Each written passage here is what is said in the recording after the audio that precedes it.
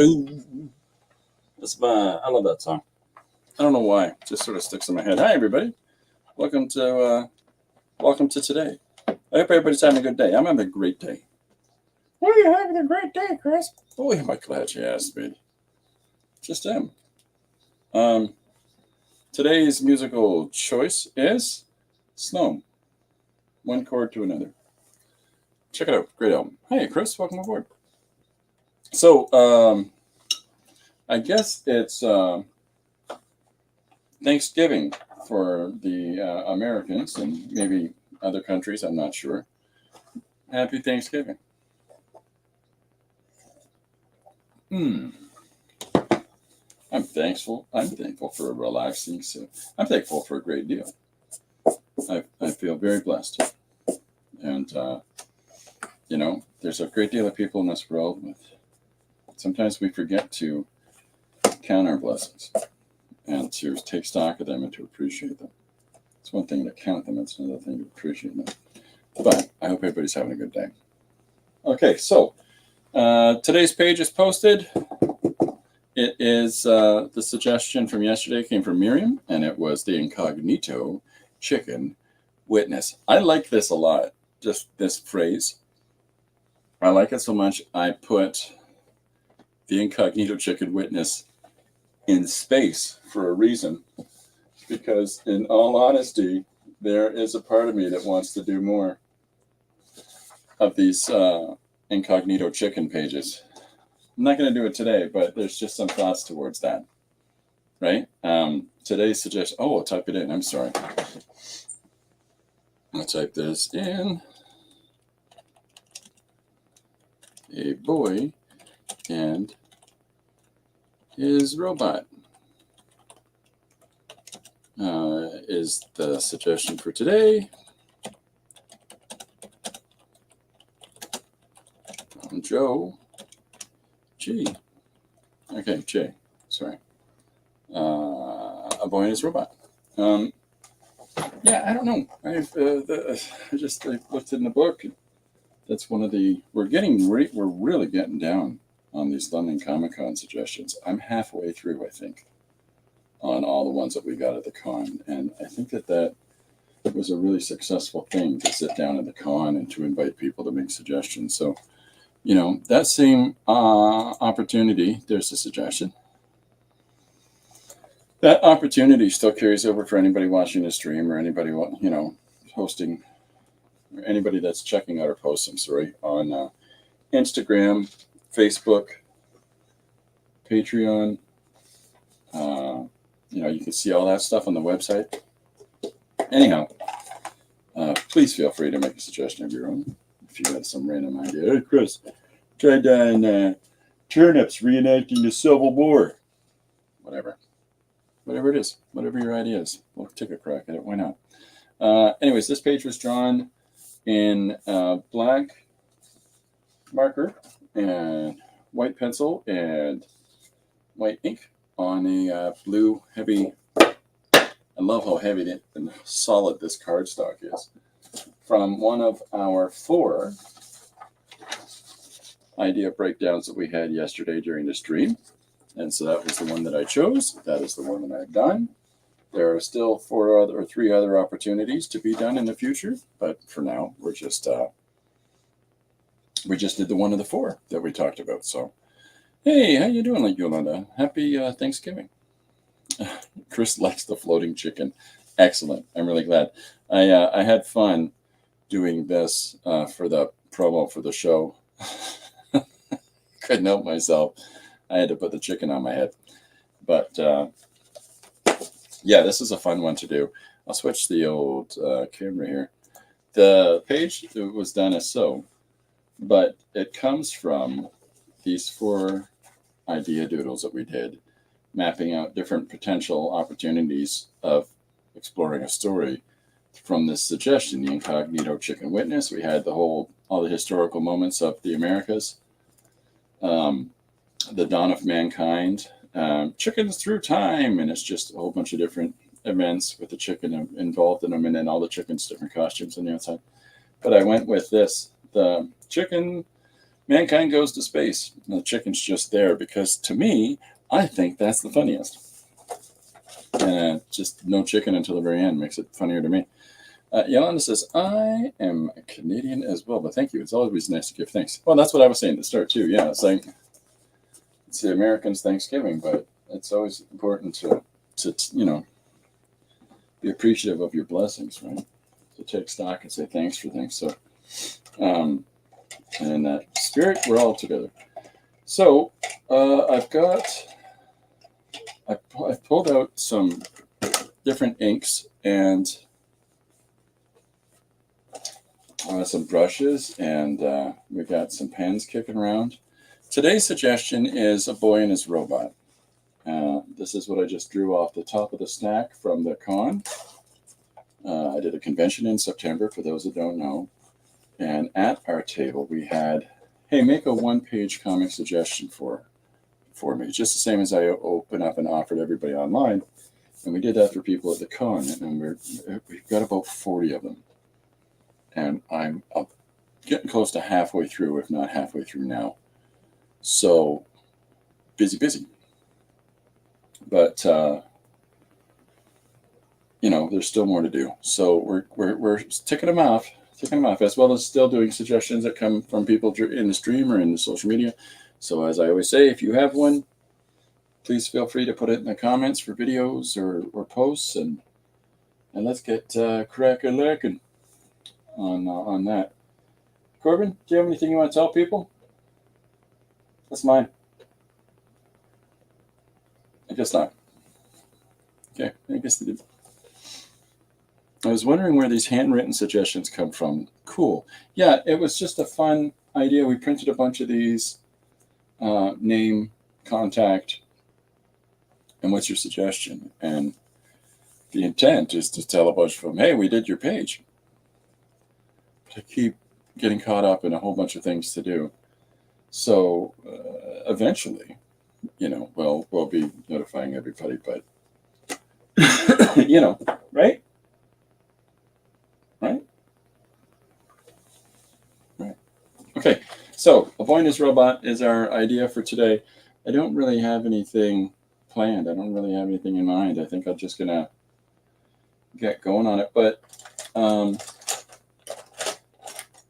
there's a part of me that just wants to just go at it today. Oh, there you go, buddy.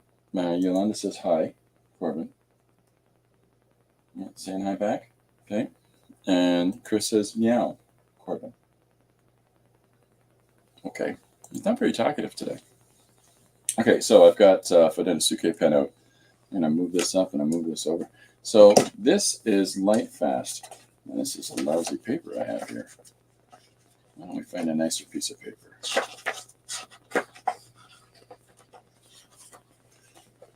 Yeah, we'll do it here, this guy. So we've got A Boy and His Robot, and you're my robot. So that'll be the page we do. This is a page that I dragged. I think this is watercolor. I don't think this is ink on it, but we're going to do some ink over top. Now the page is buckled a little bit, but honestly, I really don't care too much about that because I flatten it out on the scanner and it goes into the robot, and there we go. So, yeah, not overly worried about that, are we? So I'm just going to draw straight on and in ink.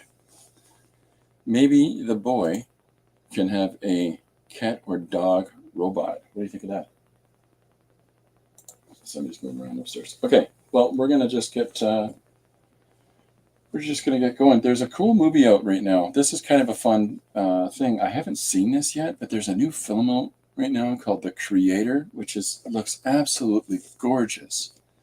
And it's by the guy that did Star Wars Last Jedi, and before that he did a film called Monsters. And he has such a fantastic ability to carve out beautiful images, and he works with some really good cinematographers and crews. And they did that film on a budget of something like $80 million. In a motion picture world, that's inexpensive. And it looks like a piece of absolute gorgeousness, but there's clearly in the videos, the trailers for it, people and robots. I've done my best not to know what the whole ins and outs of it is. It's really pretty. It's Christopher likes kind of pretty. And so I'm really excited to look into seeing if there's an art of that for that film, because I love those kinds of books. So in the meantime, let's do a kid.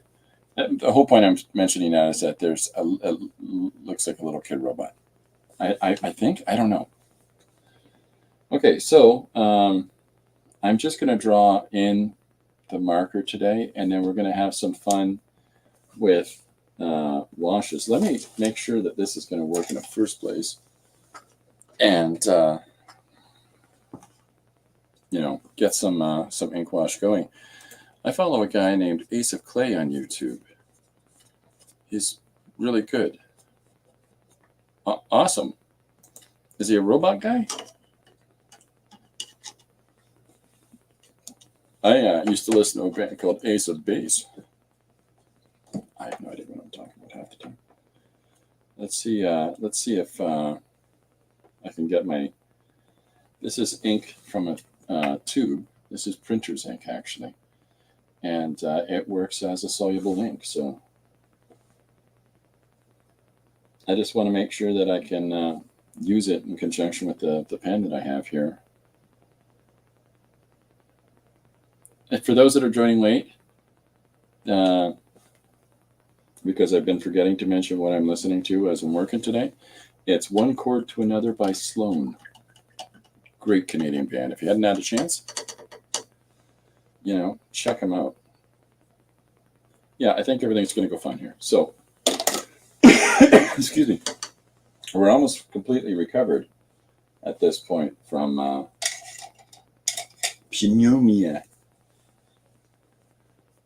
pneumonia,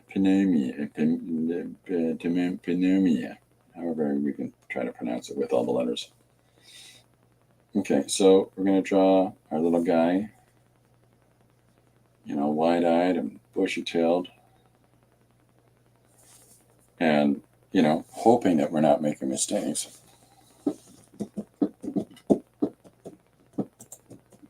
You can sculpt in any material, specializes in clay. That's awesome. I'm going to check him out. Ace of Clay. It's easy to remember because I'll be thinking of Ace of Base. Yolanda loved the Ace of Base. Yolanda saw the sign. Sloan is good too. We were listening to Weezer on the weekend. I forgot how many of their songs. Their Pinkerton album is phenomenal. It's one of those albums that rock and roll should remember because it symbolizes a period of music so well. And I think it's the last album that Matt, the bass player, was on. He's also the guy who formed the band Friends. I can't remember what the other name of his band was, but it did a song called If You're Friends With Me, Then You're Friends With P. Just a good energy. But he left Weezer after that album, I believe. I mean, this is the thing, right? Some of these musicians can go for, 50 years, but other people are like, yeah, I'm done. Holy camoly.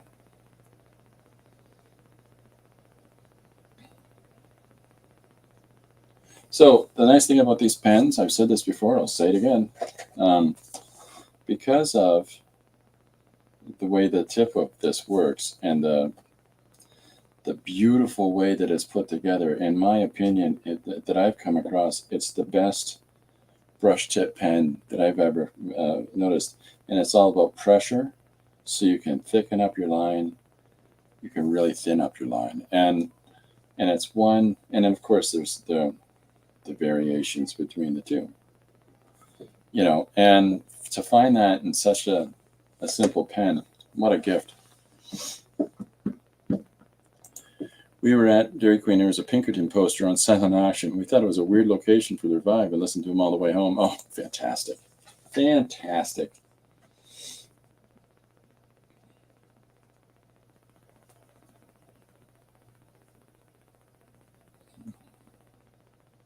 Yeah, they're an interesting group. And they got that oddball, eccentric band leader that Weezer does. You know, because the lead singer and guitar guy is an odd duck.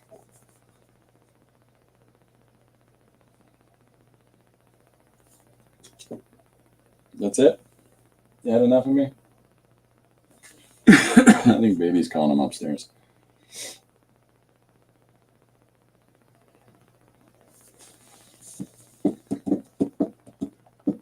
Oh, I have to go to work. See you around sometime, somewhere, sometime. We'll see you soon, Chris. Thanks very much. Chris is going to join me again during the month of December back on the stream. She was here with me last week, and it was awesome fun. I think it was last week. Maybe it was Monday. It's been a week. I have some of these Denisuke pens. Oh, yeah. Super cool. They're super cool pens. Have fun spreading education to those young adults.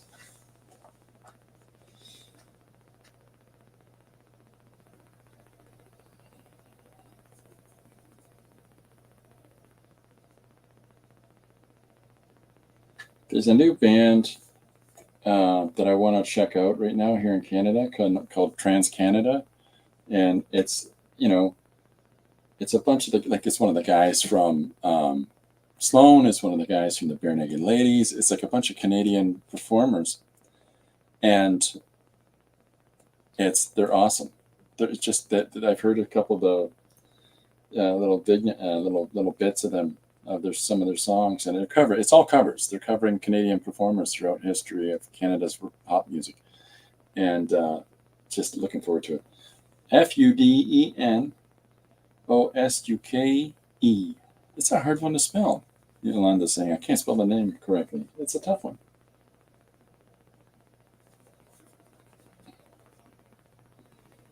So just gonna draw this little guy's face in.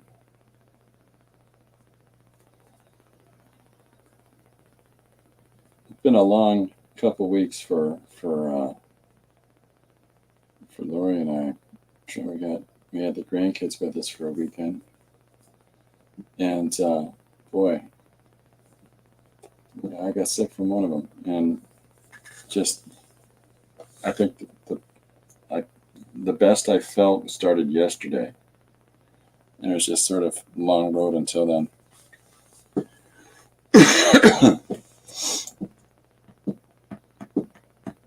Maybe I think that might be them. Yolanda. I think so. Sorry to hear you've been under the weather. Oh yeah, it's okay. It's just pneumonia.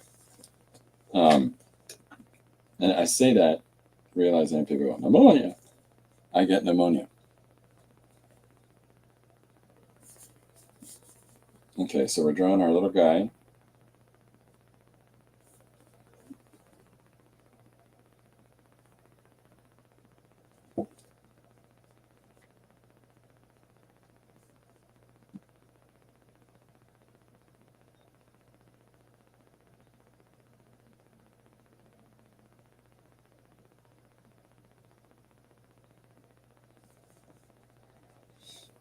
We got to give him kid hair.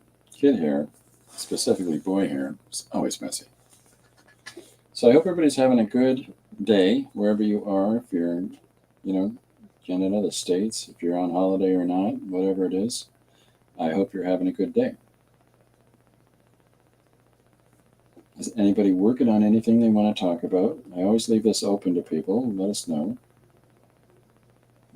I know that a lot of places are like, I don't want to hear you spam, but I don't want people spamming anyway here either. But amongst creatives, if you're doing something, let us know. Let us let other creators hear. It's important we encourage each other. So I'm giving him messy hair. Now, I'm debating on whether or not I fill in any values, and the reason why is that I think I'll do some of it with these inks, with these washes. So I'll get back to the chat in a sec.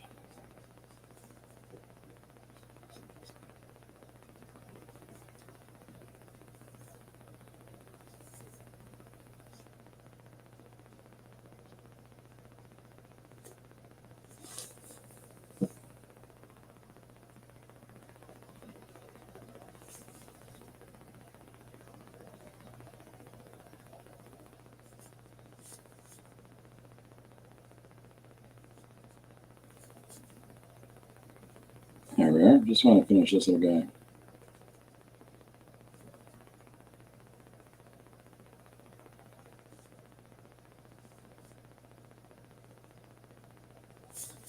Is there anybody that's got any grand ambitions for the upcoming years? Anybody thinking about that yet?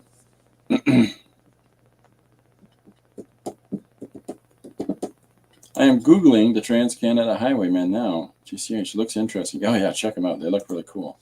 Hey, Ro.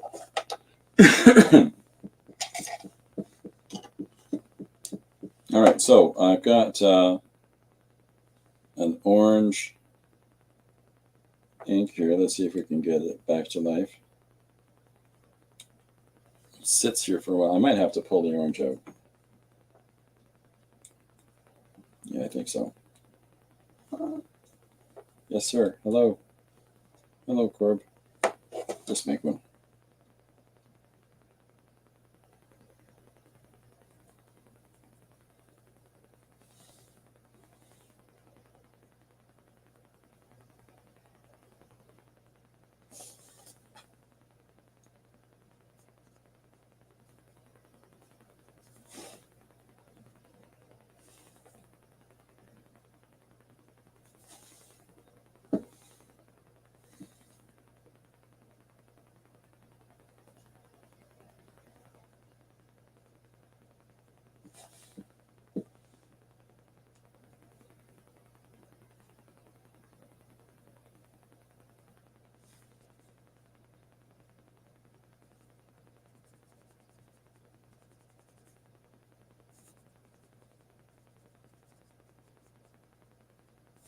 Yeah. What am I missing?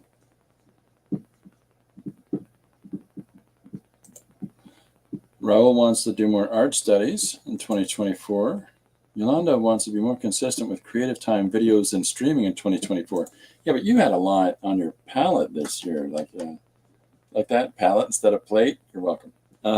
You had a lot on your plate this year, moving house and getting everything organized. If anybody has an opportunity to, that's in the stream today, please go and check out. I'm going to say Devin Rex for art instead of your name, Yolanda. Please go check out Yolanda's YouTube channel and get a gander at that beautiful studio. Not only does she produce wonderful work, she's got a great working space she has put together. Pretty nice. Very fancy. Very, very fancy. Yes, sir. How can I help you? Nope. No sitting on me right now. That's ink. No, you can't sit on me right now. I just told you that. All right. So, I'm just going to keep pushing you back. What are you doing?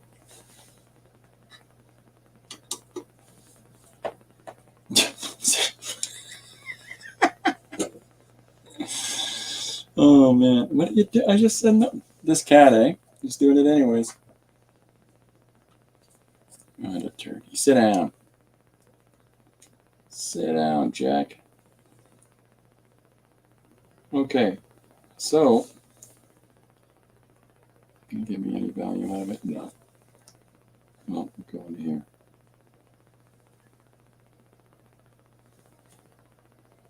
I don't know if you can see the wagging tail in front of me here. This is Corbin helping. So I've just got a light blue. I've only been working in primaries here and just trying to find the right combinations of value in order to build up this young person's face. And it's all about just application, right? Yahoo! Gotta love cats. They don't understand no. Excuse me. All right. So I was going to do some gold. This is actually a gold that I'm using right now as opposed to a yellow. And throwing that down in the hair.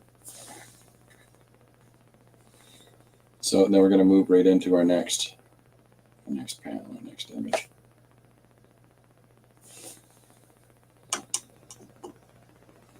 If my green was being more agreeable, I would do a little green. Well, let's still do a green. Let's make our own.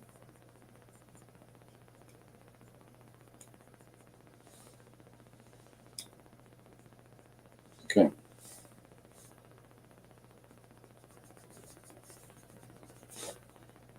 Mix and ink on the fly.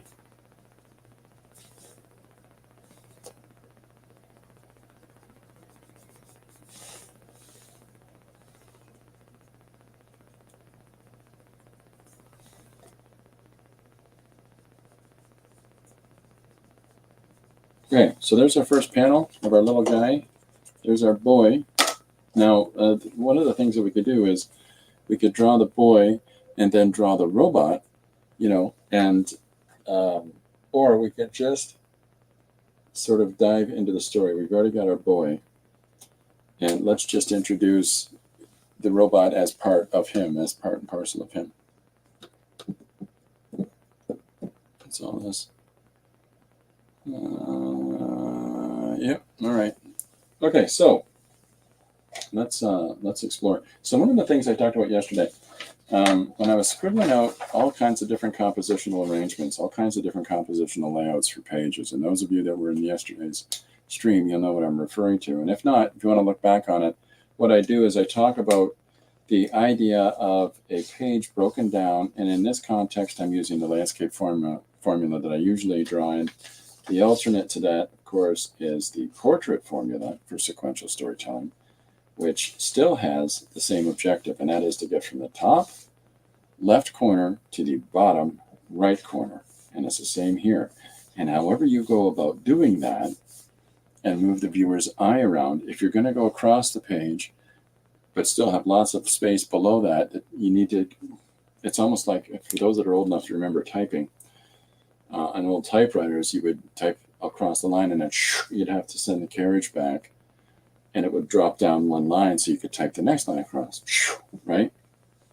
And, you know, I remember when I started high school, but the school I went to was really excited because we got electric typewriters. Oh, how far we've come. Anyways, so the way it works in portrait is the same. So no matter how many panel layers you have, you've just got to get across. So if your page is divided up this much, you've got to make the viewer's eye move like so. If it's only divided in 2 lines, you've got to get them across like these, but it's basically a large Z one way or another.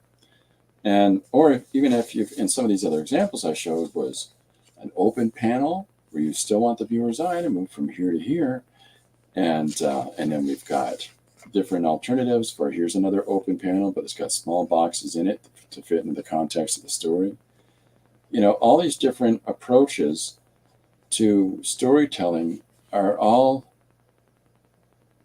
basically within the confines of top left corner to bottom right corner. And so all these different ways about going in and telling our stories, we want to utilize all kinds of different opportunities. Like I showcased how you can still follow, oh, I'm sorry, let me go back here. You can do what's called a basic 2-tier page. You divide your page in equal number, 10 squares, 8 squares, 6 squares, 4 squares. But you're still trying to get the eye to move from here over to there, back down, and over to here. But you can do things like have a border on this panel and have no border on this one. Okay, a border on the next panel, no border on the next one. All of these, whatever ways that you approach it, you're setting the terms. You can even go so far as here's a double wide panel, and then the next few borders are all unaligned in order to have a sense of falling in the story, or have some sort of a sense of fast decline, or an impetus of action or something like that. There's a whole number of different ways that we can do things to tell our stories. Anyhow, and then open panels. Watch yesterday's video. This here got sort of stuck in my head. And so as soon as I picked that thing off the top of the stack, the first thing I thought about was this specific panel. Now in this one, I've got a guy, what do you call that when they're leaping and bounding across the rooftops of a city? What is that? Parkour. It's basically like somebody parkouring across the tops of a city, but while doing so, speaking, it towards the narrative points and utilizing this course of action for us to illustrate the actual story impetus that's going on. The bad guys have gathered here. I'm on my way there to stop them. I better stop on the way at the variety store for some jelly beans. I know, I told him about the jelly beans. Come on up. Yeah, join me. There you go. You need special permission. So, excuse me. 2 hours of Google through lemongrass tea. There you go. Okay, thank you, Yolanda. Yes? Nope, you're not sitting on me. You sit beside me. I'll move my cup so you got more room. How's that? Look, look at all the room I just gave you. Right here, you decadent maniac. All right, so next up we've got our kid defined already. Now I haven't drawn a border around the kid. We'll get to that when we get to that. But what I want to do is have this open panel format and how we approach this. And so I thought that would be a good way to go about doing today's page. Why am I buzzing? Yeah, okay. All right. Okay, so now the opportunity we have next is we can draw the robot, or we can draw what's going to happen next. What I thought I would do was this, and I'm going to really shake up panel format today. So what do you need? No, I'm working. So I'm just going to draw generic robot. And this is the caregiver of the kid. So I'm just going to take a rough structure of a face relative to our own. And we'll make a simple robot. I think one of the kids are here. Go check. All right, so he's on it. He's my door answerer. So I'm just making up a robot as I go here.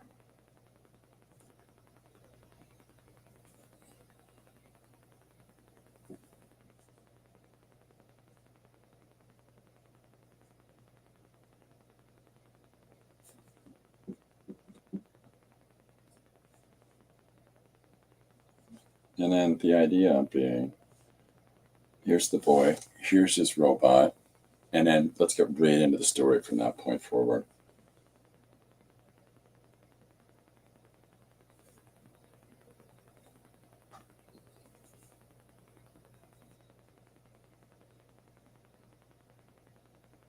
So, not a very expressive face, but that's kind of works because that way we can play on the idea of emotional understanding in our story.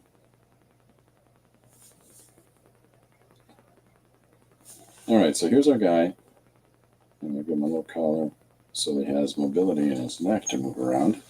Thinking of when you got toys when you're a kid, you ever look at your what were they called? A Fisher Price people that were in a Fisher Price house. I'm showing my age again.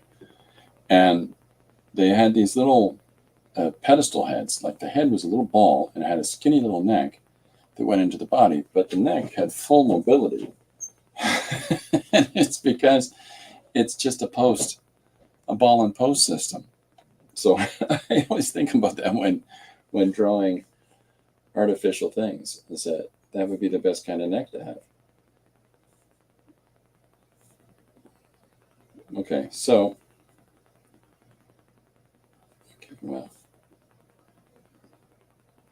shoulder line, and we'll start his arms lower down.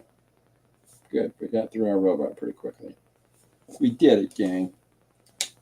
Now let's see if I've got a working gray. Fisher Price little people. Yes, that's exactly what I mean. Then we had a Fisher Price little car for the kids when they were little, 100,000 years ago. And it was funny because this little car that they would drive around in the backyard. We had a miniature version of it for this little, for the little Fisher Price toy house. And the kids had a ball. Okay, so I've got a black going here.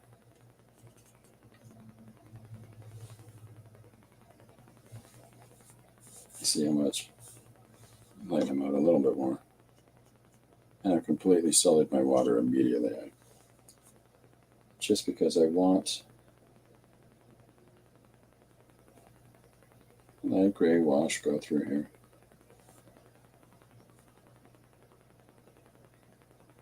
I'll come back in and play a little bit more on that.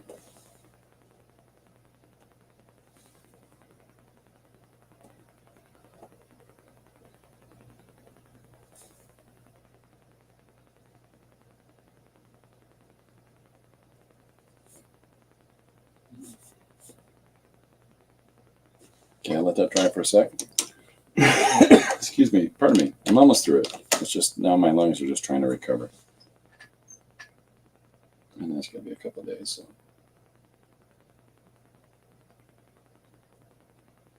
2024 is going to be a big year, I think. And I haven't talked about this too much, but I got plans for next year. And these are print. Oh, Yolanda asked, what kind of inks are you using?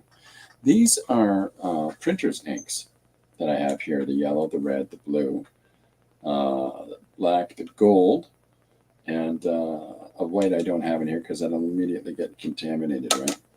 But these are printer's inks. So, the printer's inks you put on a plate and you roll them out to go on your prints. And the reason that I like these is that they work in the same way as, tubed watercolors do. So that you can put them in a receptacle that you can seal, right? And these are really great. Got this at a dollar store, but it has that lock to it. And so because of that, it's trapped, the air away from our inks. And so even if they dry, then they're still going to hold on to some of their, some of the sponginess of them. And,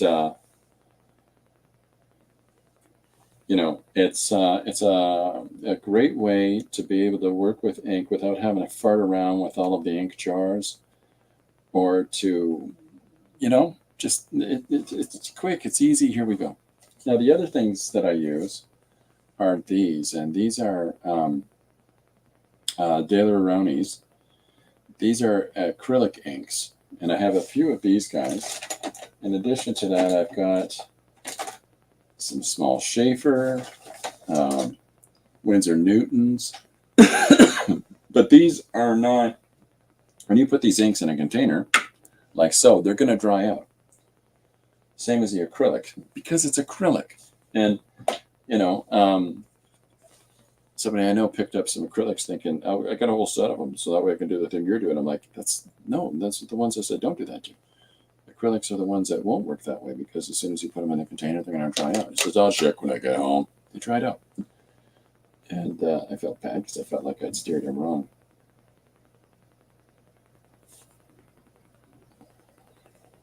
So I'm just coming in now with a little bit of blue. Little emphasis points.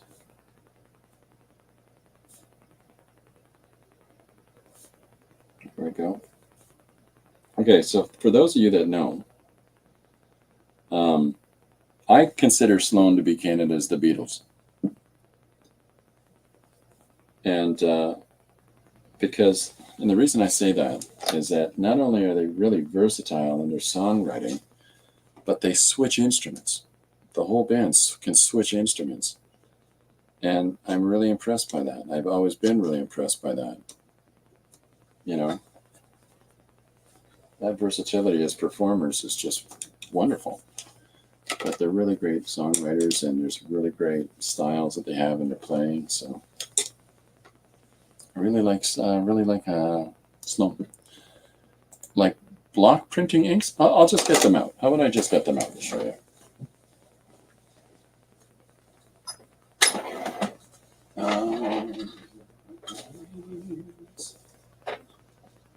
in here. Okay. So behind me in the studio, can you see this in camera? Or mine? Yeah. So behind me in the studio is all containers and drawers of materials, and this one is ink. And so inside here, I will have a whole bunch of different types of inks to use. This is how I like to use a drawing nib, is that I put it on a speedball lino cutting handle. Because of the size of my hands and the fact that my hands are shaped like that, I find this the easiest and most steady way for me to draw with things like this and dipping inks. Stamps, these are various jars of acrylic inks, like I would mention to you. And these are the Speedball block printing inks. Great price on them, but there's a complete set of the primaries and gold with shades and tints, right? So yeah, these things are really handy, and they go forever unless you're going to print a lot. So, and then I like to mix my own inks. Here's orange, brown, red. I've got some yellows, and so I'll take these containers that I've had inks in previously. These different, but I'll make acrylic inks in different colors from the colors that I have. I'll mix my own anyhow. And, that lets things go a little bit farther. So, I'm sorry, I'm keeping up. You're turning 30. Isn't that exciting? Happy birthday, Raul. My oldest is about to turn 32. Quick and easy is always good. Oh, yeah. Your studio is great. Have you done a studio tour video? I have. I think I might still have it. Hold on. Do I have it? No, I took it off. I'm sorry. Let me see. Give me 1 second. I'll see if I can find it for you really quick, and I can play it while I'm working.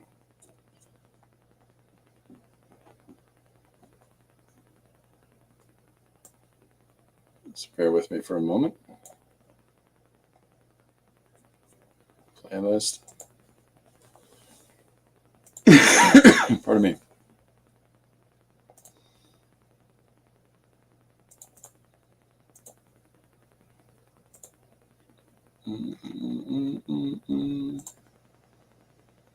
I recorded a video tour, and I'm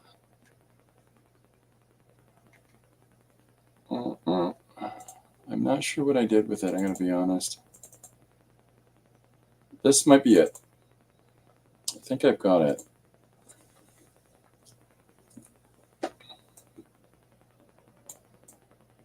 Okay.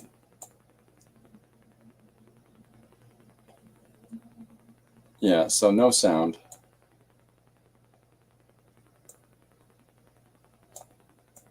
And the studio has changed since here, but I'll start it over again. Just give me a sec.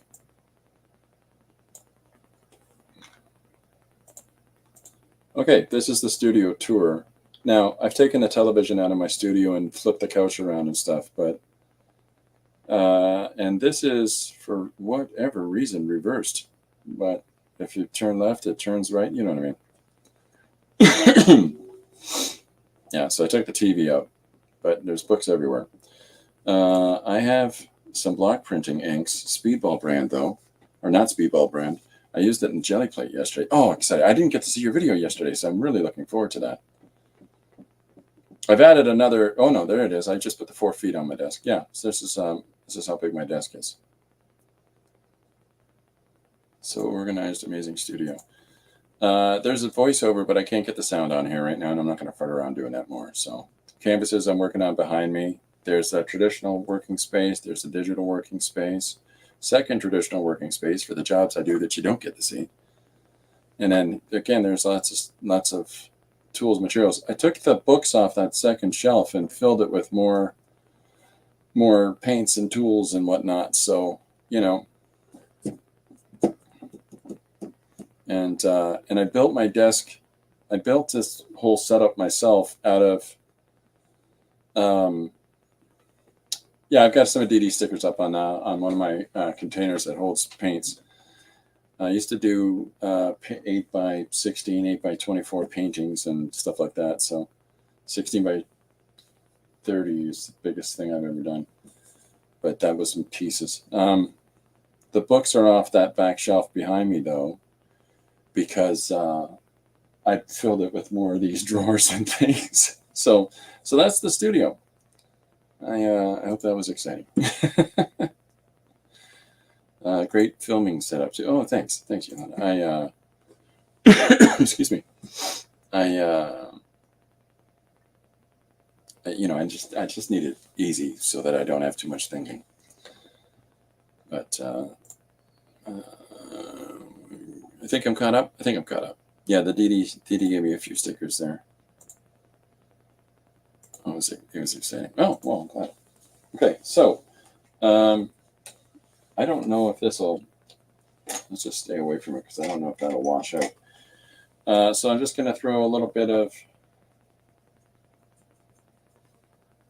quick value wash behind our robot.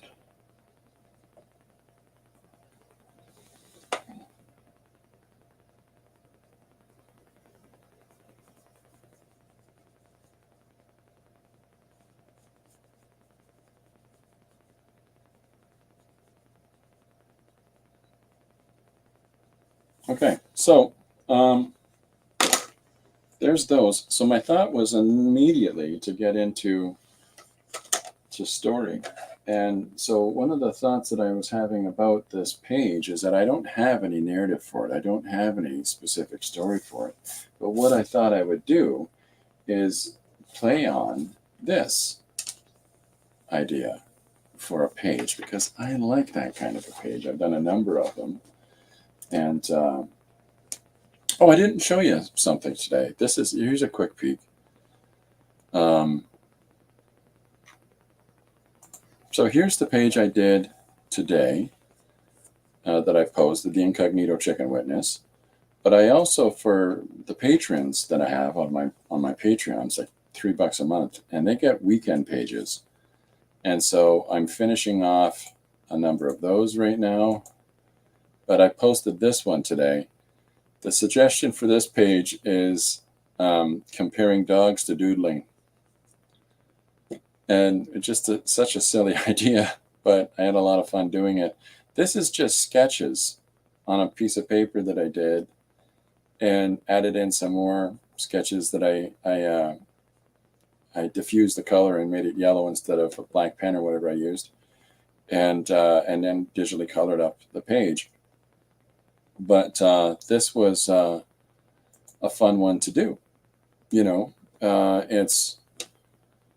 it's just one of those extra things to put on the Patreon for people, and an appreciation for their that support. I appreciate everybody's support here too, but you know what I mean. So that's that. I'm on today's page that we're working on now is page 322 for this year that I've been doing in the afternoons for the stream. My objective is to do one a day for the year, and I think at the numbers that we're at now, I'm going to make it. But I've done a couple of different books beside that as well that I've been working on for others, and who knows when they'll be released. We're still waiting for the production of one page story extravaganza to come up from the printers, but everybody moves at different speeds. So hopefully that'll be together and ready for people soon. Because of that gold I used, I'm going to hold this up and hopefully it'll show at least some glitter or something. You can't really see it, but the hair is sparkling because I used that gold ink. Yolanda says, you're so productive. Oh, thank you. That's very nice. It's just about plotting your time, right? It's just about really plotting and your time and setting yourself up in such a way as to be the most advantageous for your workflow. And, that's why I have the big tray that you saw in the video in the corner here that has all the mark making stuff and paints and everything ready to go, and stamps and inks, and there's that thing's full of them, you know. But okay, let's get down to it. Let's I think I'm going to draw. Now I want to draw a multi-layered scenario, and I think that what I want to do is a kind of explosion here, and so we'll just draw it in like so, and then we'll come back, you know, and throw some colors on it and put it in a larger context. But I just kind of trying to think up blowing up car.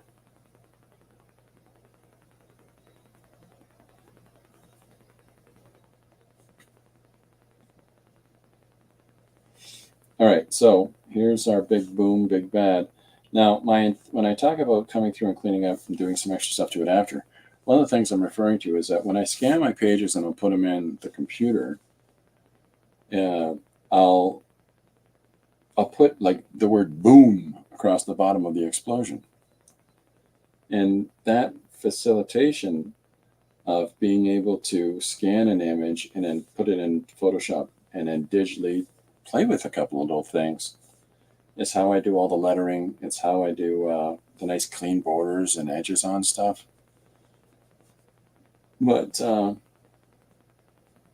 know, just another little application trick to just giving it a little more of a kick.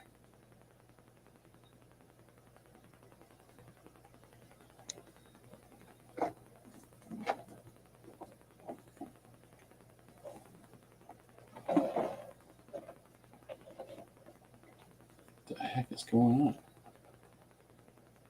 Okay, so, oh, it's you. What are you climbing around things for? He just went through the bottom of my desk, which there's not enough room to do that. Just so he could bring me his mouse and leave. What a goofball. Okay, so here's our explosion. And we'll throw some value on that in a second. But let's put it in context. So I'm going to draw let's draw some structure. One of the things that I'm working on, just to sort of spill the beans, one of the things that I've got coming out next year is a sci-fi dystopian kind of fight the system book.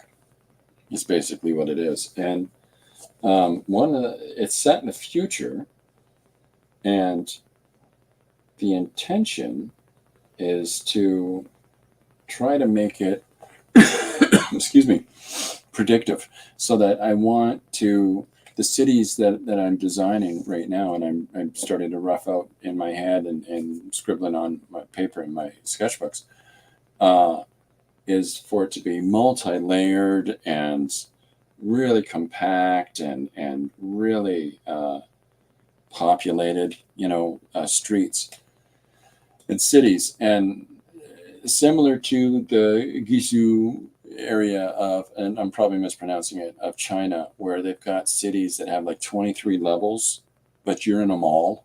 You're at a shopping mall that happens to be 23 levels above the ground level, which is mind-blowing, But I thought the way that population growth is, and especially with the concerns that we have about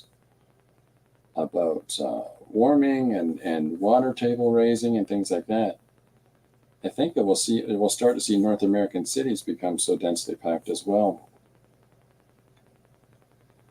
So that's something I'm approaching. And so one of the things that I do in the one page is that oftentimes I dabble ideas out that I'm working out in my own head for other projects I'm doing. I've been doing it since day one. It's not that it's part of the other thing at all. It's just that there's an idea. How would that work? And I play with the idea for a page, you know. And so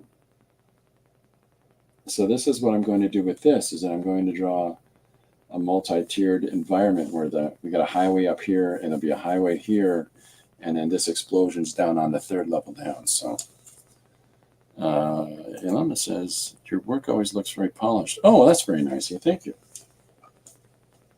That's very nice of you to say. I've got, where is it? 1, 2, 3, 4, 5, 6, 7, 8, 9, 10, 11 things that I'm about to put on Patreon as exclusives. And there's a part of me that when I do the Patreon exclusive pages, I'm going to be honest, there's a part of me that's like, you know, it feels a little anticlimactic because the only people that are seeing it are the Patreon people. And this, like that doodling page, that was a fun one. And, you know, it also, examples like the doodling page is I can utilize to encourage people to explore, you know, doodling and trying to find ways to explore ideas by just scribbling on a piece of paper. And, you know, but it's a Patreon exclusive, so I can't really do that. But I can show it to you here for 2 seconds and talk about it that way.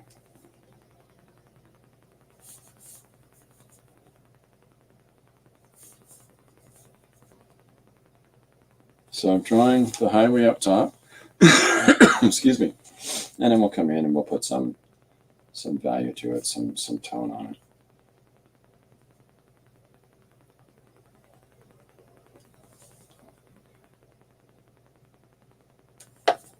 My favorite song came on for Sloan a minute ago.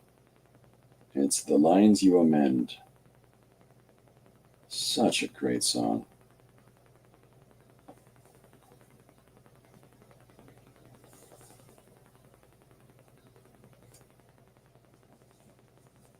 Okay, so here's our other side of the raised highway.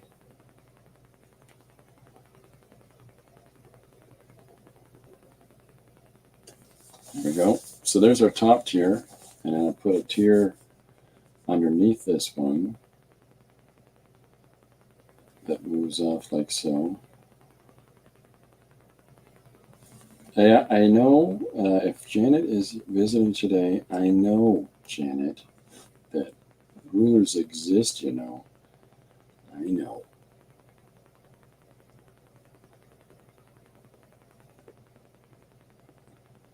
Janet gives me a hard time, for those that don't know. Janet Young. If you get a chance, Janet is putting together an idea for January that she does each year, where she puts together an art scavenger hunt. And the conceit is that you get a sketchbook, and as these scavenger items are given, you look them up. And, you know, like say, tea bag label and an elephant. Those are 2 things on a list. They're not, but you know what I mean.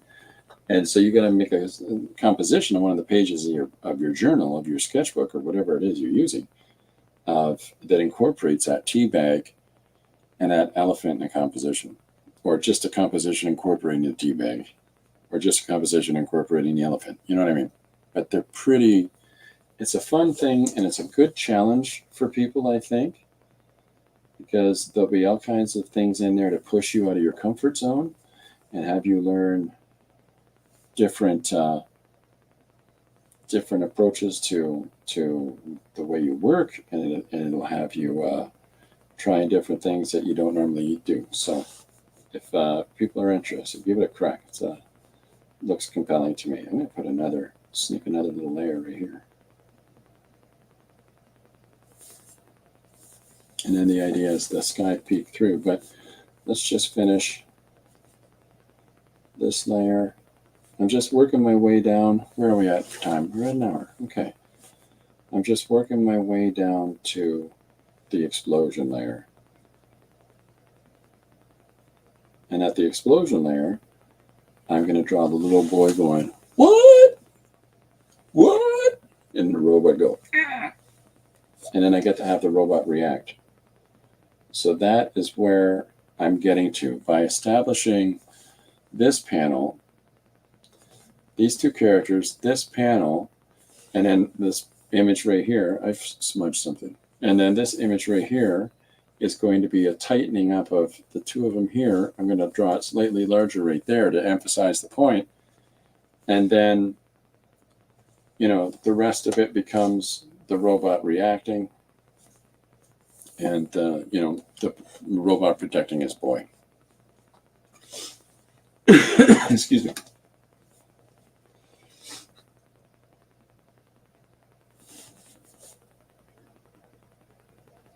So I'm just putting down multiple layers of structure, and I will put some additional layers here along the bottom.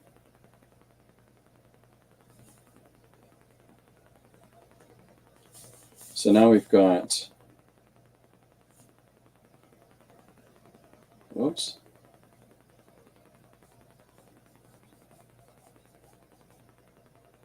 Hit it. You don't even know it's there.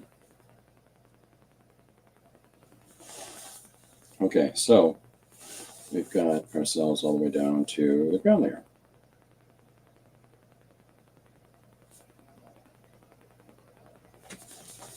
Good fun.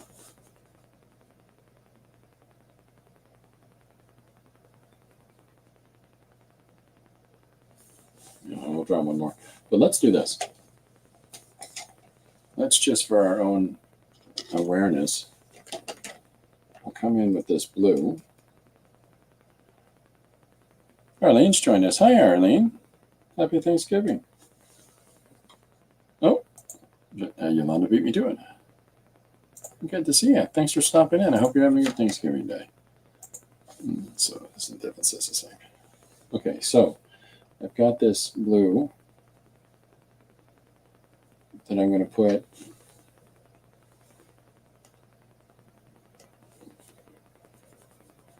so we know where our sky is as it peeks through the multiple layers in this very dense urban environment.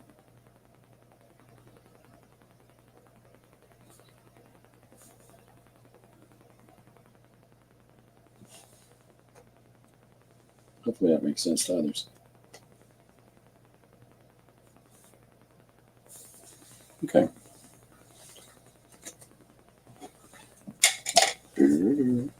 All right, so let's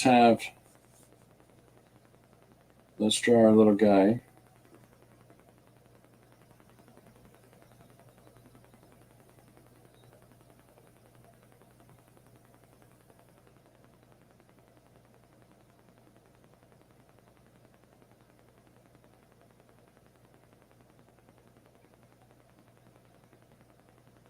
Put him in shorts.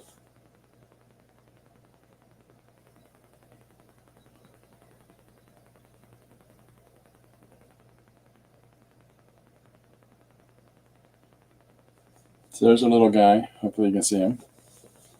And then we'll have our robot with his little robot hands up.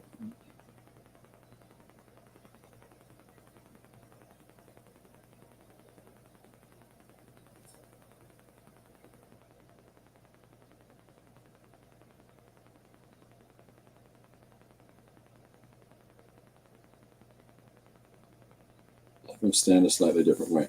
Okay, so now that I got those guys in the foreground, we can draw on some of the environmental stuff, like put in some of the supporting for the bridge area that moves behind them, or this would be another big column over here.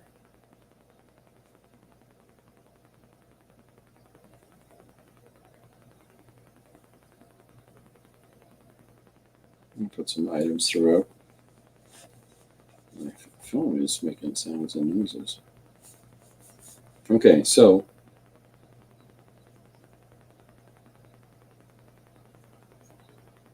We'll drop that in as well. Okay. Arlene says, I'm usually asleep right now, but I got a lovely grandchild video call. Oh, isn't that the best? Yeah. The grandkids called me this morning and sang to me. It was really cute.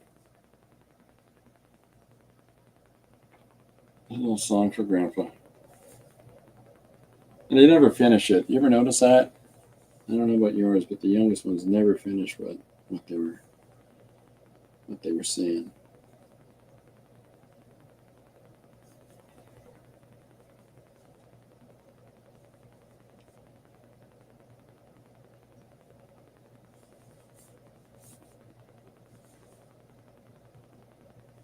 So I don't know where everybody lives. I know that Yolanda's here in Canada somewhere, but I'm trying to think of, as I'm drawing this, I'm thinking of, because I live in London. London is really boring as cities go. And so what I'm thinking of here is Toronto. When I'll go to Toronto and how the streets are laid out. And so I'm stepping into that part of my memory where I can think of walking through the streets of Toronto and how there's overhead structures and how there's streets that lattice their way through and under and things like that as it's built in all these tiers. Again, because of urban density. And so I'm trying to tap into that in my head as I'm putting this page together. And seeing what that lets me come up with.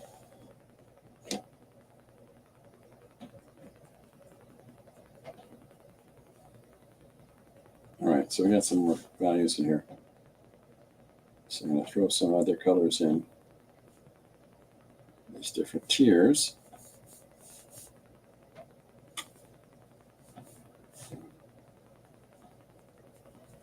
I'm trying to come up with a kind of a language for how the colors move about.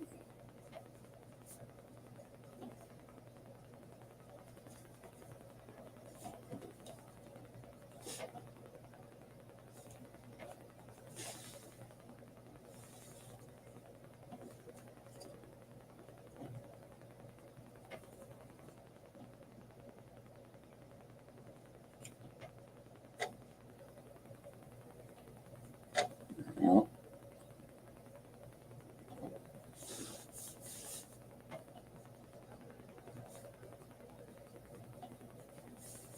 hopefully that helps the reader to understand the spatial relationships. If I put a different value for what's on the bottom of, I'll move this so you can see the light better. Well, if I have a different value, hey, baby, stop it. I got a scratcher over there. We got a scratcher here. So if I have a different color system that's in place for, she's just an old bird trying to climb her way up the back of a chair here, but it's just toasting my studio chairs. Okay, so there we go. So there's the underside of some of these overpass structures, and then we'll put a different value on the side of it. Hiya, Penny. Welcome aboard. Happy Thanksgiving. I hope you're having a great day. Thanks for stopping and visiting.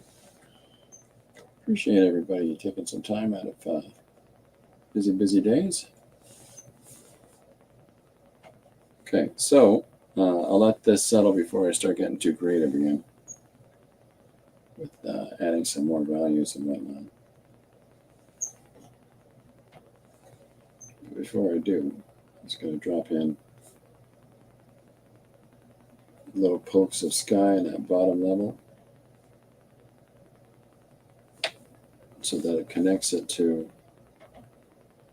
up above, and it gives a better sense of depth to the different tiers. All right. Okay, so we've got the situation established that here's the boy and his robot, and so we'll move in on the the little boy's face of, oh boy, and and the robot's responsiveness to it all.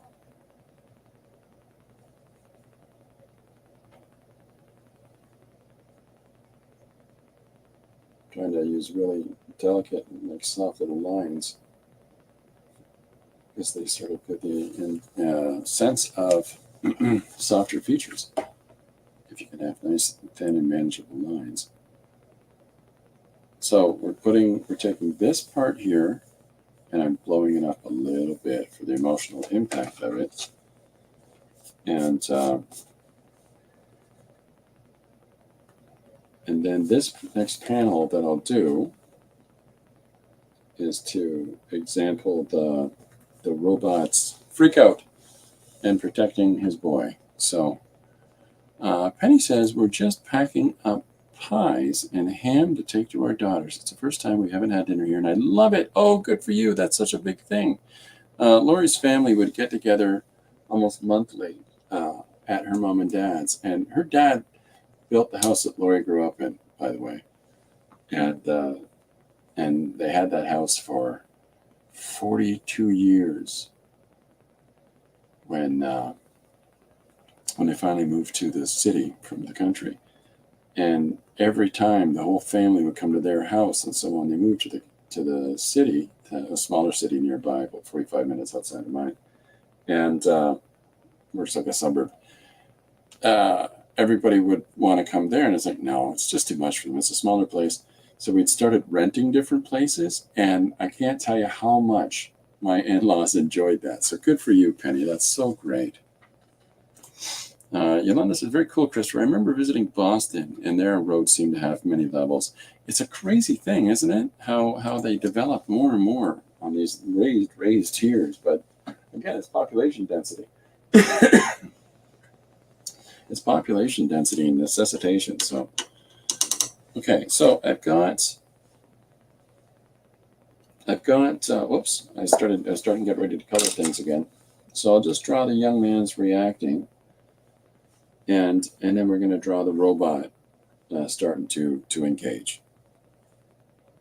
That's very nice, Penny, and I'm glad you get to enjoy the holiday there. So look at him, his hair. This kid's hair is sort of reminiscent of my one grandson, Jay. He's got hair like this little guy. Or shaved. There's no middle ground with his parents. But not her husband either. Shave their heads or let them go. Until it comes around time to shave it again.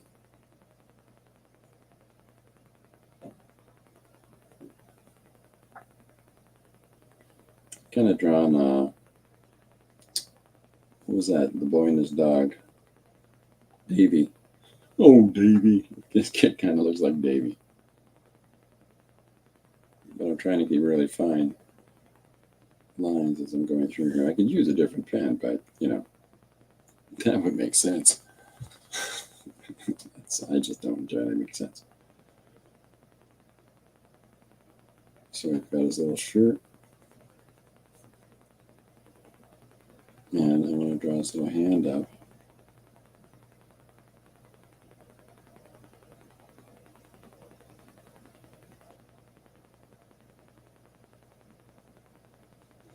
This is reacting to what's going on.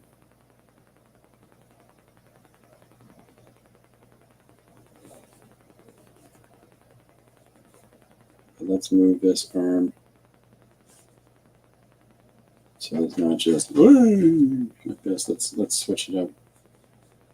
Maybe give a little dramatic. Yeah, no, maybe we better stick to it so people recognize this is this blown up.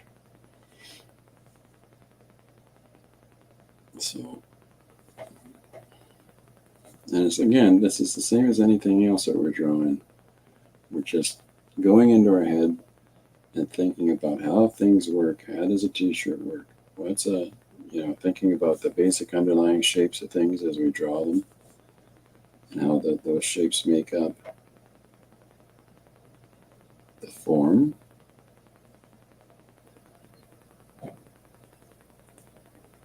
So we're going to draw his little soccer shirt, but accounting for the fact that it's moving over the shoulder and down the bottom. And we'll put his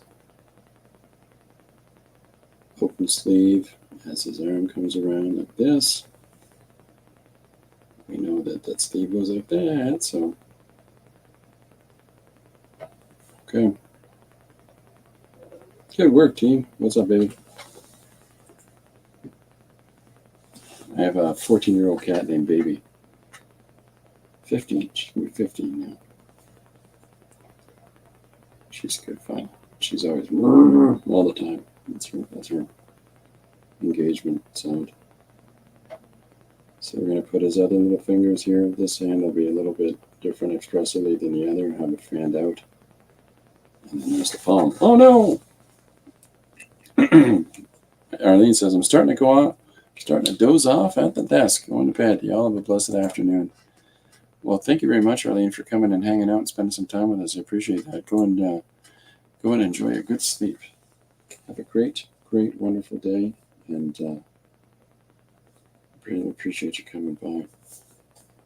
Okay, so now I've got to figure out what to do with the robot, and I think that I want to have the robot do an awooga moment. So, well, I'm going to draw his hands like this, where he's got a lot of mobility in these tractor fingers, which actually wouldn't really work, but you know, it's a fun, very robot-y looking hand, so.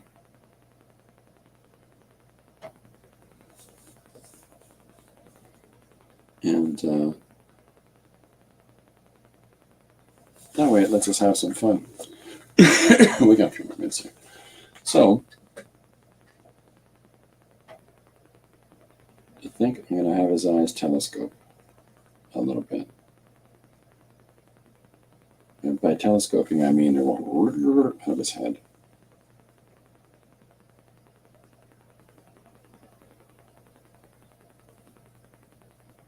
Surprising his boy a little bit.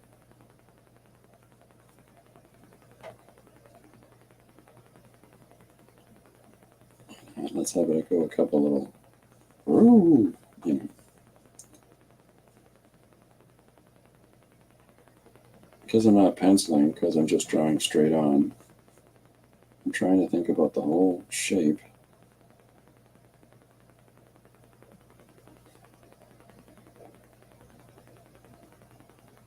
Of the robot's head.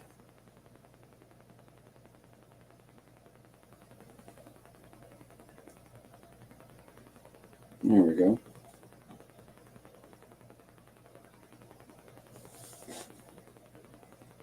So we've got a good start to our robot character as well as our boy character.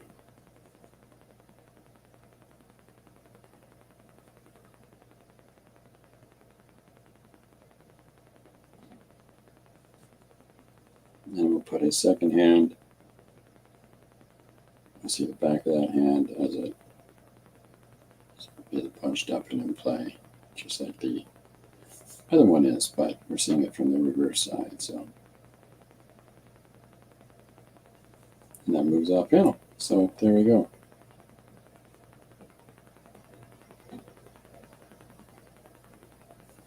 And he's sitting here saying, "DV, DV, DV." It's a reference for our older attendees. Okay, so there's the zoom in shot. So, you know, by establishing these 4 points, the way that we can direct the eye is by utilizing the second component for sequential storytelling, and that is we've got picture elements here, but if we direct the viewer around on the page by utilizing the text, then, you know, we can have, here's boy Timmy.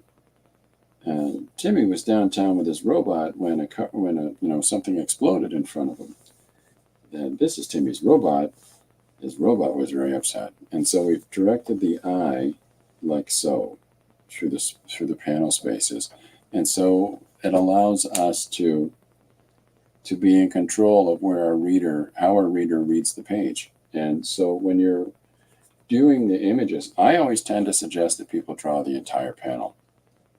The reason that I suggest people draw an entire panel rather than just the key elements, because you've already figured out the balloon's going to go there, I'm not going to draw anything there. If the problem with that is that when you're moving onto that stage, when you're putting the words down,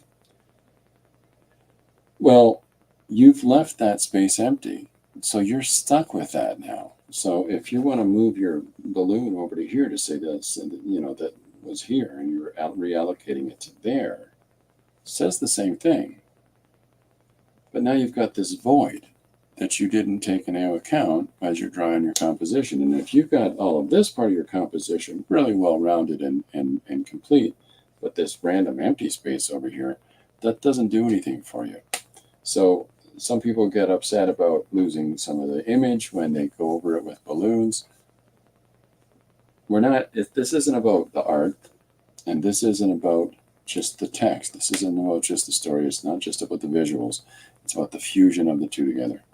So allow yourself to let go of that and to recognize that the benefit of this kind of storytelling is the fusion of those two elements together. And by working out the little ticks and bings and bongs and all those little things along the way in how we locate our story visually and textually through space, it enables us to maximize, the two different parts of it into the whole, and to maximize the outcome of that. The page that I posted today is, I'm just going to switch to Photoshop again.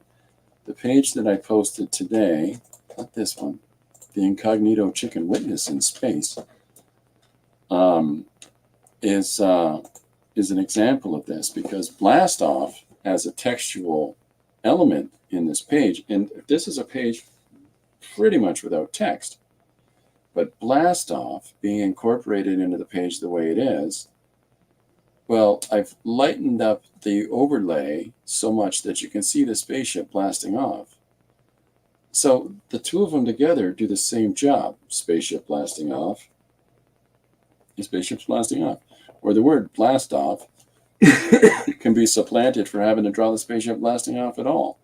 But because I elected to have some narrative element to it, and the implication of as it's blasting off, it makes a lot of noise, so that's where I put text. But I wanted to have it fade through so that they're really just one approach, okay? There's no text through the rest of the page because it doesn't need to be. It's a visual gag. The incognito chicken witness.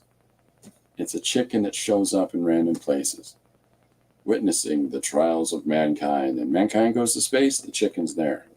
But there's no element of the chicken until the very last panel when one of the astronauts kind of looks over his shoulder and goes, "What in the world? It's a chicken."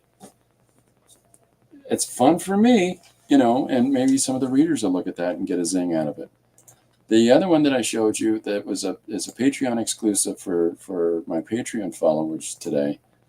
Let's talk about doodling. And so this is, again, where we talk about, here's this flat, big visual element of overlapping characters. What are they all doing? What's the context? It doesn't matter. I've already established that this page is a page of a bunch of doodles, because the title is Let's Talk About Doodling. So immediately that forgives somebody looking for a story structure out of the page visually, ideally. Okay? So when we have the text on here, the text contextually has very little to do with the imagery, because the suggestion for this page is compare doodling against dogs or something like that. I can't remember specifically what it was. I have it written down somewhere, but I put the note aside. And so I'm talking about how I really like doodling, and I'm not really a dog guy. It's an anecdotal page where we just go through some rumination that's happening inside my noggin. It deals with the suggestion from the person that gave that to us. I think it was Kenny something. But it covers that, but at the same time, it's just another one of these pages where I'm off in my head. A book I put out on 21 called One Page Comic Extravaganza, which is in a portrait format. It's the last portrait format comic I've done, and it was my 31st book. And it's the last portrait format book I'm probably going to do. Because, well, that's not true. You know, the stuff I do for some of the clients is going to be portrait still. But there's a page in that which is about it's a car crash. It's a bunch of illustrations of a car losing control, flipping, rolling, boom, and at the end flies off a cliff. But the text on this page is talking about the naivete that we have, thinking that despite how wrong things can go, we're still going to do those things again because we're just oblivious to the fact that it's not going to work out. But we're trying to convince ourselves it will, but it will this time. Everything will come together. You'll see is the notion that's expressed in the narrative. And then the last panel, as the car is flying over the side of the cliff, smoke billowing out from behind it, it's, when it basically it says, next time it's going to be better, you'll see. And in that last panel, as the car's flying off, it says, there'll be smooth sailing then. And that sentence and that image ties the two together. And I don't do it until the very end, where you realize that I'm basically saying this whole, when things go wrong and you think you can try it a second time, it's going to work out right. But it's fated to be wrong. It's like a car crash. You can't, you're in a car crash. You can't not be in the car crash. You're in a car crash. So we can do that. We can take an idea and some sort of anecdote or editorial notion that we have, or, oh, for heaven's sakes, look at this, or rumination. Thank you so much for that, Yolanda. Oh, that's very nice, yeah. It reminds me of a bit of Far Side with the visual gag. Excellent. Conspiracy chicken. Good for you. That's all. Yeah, no, it's very much good. Far Side's fantastic for saying, I appreciate, your feelings, Dave. And when I said, hey, let's get down to some feather clucking tonight, I wasn't trying to be offensive. And the person's talking to a chicken. That's a Far Side cartoon that just cracked me up. That's the only thing I can think of related to a chicken with Far Side. There's probably tons of Far Side chicken jokes, but yeah, so whatever you want to do with your ideas is my point.